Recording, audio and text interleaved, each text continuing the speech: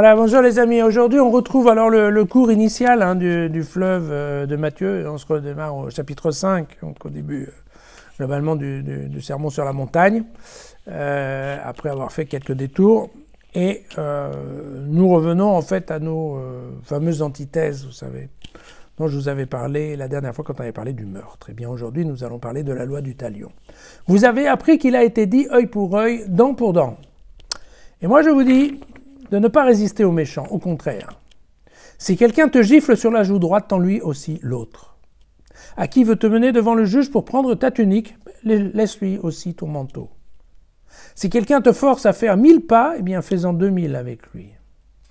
À qui te demande, donne, et à qui veut t'emprunter, ne tourne pas le dos. Voilà. Donc vous vous souvenez, nous avons vu donc l'autre jour l'antithèse sur la fameuse loi sur le meurtre, d'accord, et la radicalisation qu'appliquait Jésus à cette loi. Ici, la loi du talion, elle est clairement explicitée dans certains textes de l'Ancien Testament. Elle se retrouve, alors, d'une part en Exode au chapitre 21, mais aussi dans le Lévitique au chapitre 24 et au Deutéronome en chapitre 19. Vous voyez, ça fait partie de... Quand on a réécrit ces grands textes, eh bien, on a pris soin de remettre dans chacun des textes les lois principales, les lois principales du monde juif. Et donc, la loi du talion, on la retrouve dans 3 textes, excusez du peu, comme quoi pour vous dire que c'était une loi qui était fondamentale. Pourquoi d'ailleurs? Parce que c'était une loi, en fait, qui apportait de la nouveauté. C'était une loi qui était positive. Pourquoi? Parce que avant qu'on trouve cette loi juive, eh bien, la loi n'était pas aussi proportionnelle qu'elle est là. Ici, quand on dit œil pour œil, dent pour dent, en fait, il y a toute une certaine proportionnalité. C'est ça ce que ça veut dire. Dans le temps, pour un bras cassé, on cassait 2 bras. D'accord? Et tout était comme ça. En fait, la vengeance était hyperbolique. On faisait mal à un doigt. Enfin, vous savez, c'est l'idée, on te coupe la main, moi je te coupe le bras. Voilà. Et donc, on avait ça en particulier, et on avait ça, ça pouvait se répercuter jusqu'à 7 générations. Vous voyez. Donc, en effet, à cette époque-là, la pénitence, la vengeance, elle était pas du tout linéaire. Alors en plus, elle n'était pas linéaire en fonction du rang social, puisque quand c'était un seigneur, eh bien lui était absous par définition, par rapport à un pauvre travailleur agricole qui lui s'en prenait le maximum. Et je ne vous dis pas l'application entre l'homme et la femme, qui était encore aussi quelque chose de très particulier. Et donc vous voyez que quand les Juifs ont créé cette loi de l'œil pour œil, dent pour dent, cette fameuse loi du talion, c'était un véritable progrès social, et c'est pour ça qu'elle était vraiment... qu'on insistait en fait sur sa présence dans les textes. Pourquoi? Parce que la société juive à l'époque paraissait nettement plus avancée grâce à ce genre de loi moderne. N'oubliez pas qu'en Palestine, à côté du monde juif, vous aviez aussi le monde païen, et vous aviez, mais aussi des Égyptiens, des Grecs un peu plus loin. Donc vous voyez, globalement, c'était important pour les Juifs de montrer leurs différences, et entre autres sur cette loi. Alors, vous voyez qu'une fois de plus, en fait, Jésus ne remet pas en cause la loi. Il n'est pas en train de dire le contraire de œil pour œil, dent pour dent. Qu'est-ce qu'il dit? Il dit, la bonne réponse, c'est pas celle-là.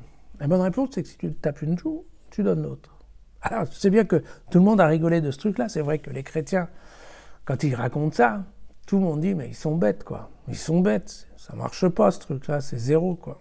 Et en fait, ce qui se passe, c'est quoi? C'est la réponse.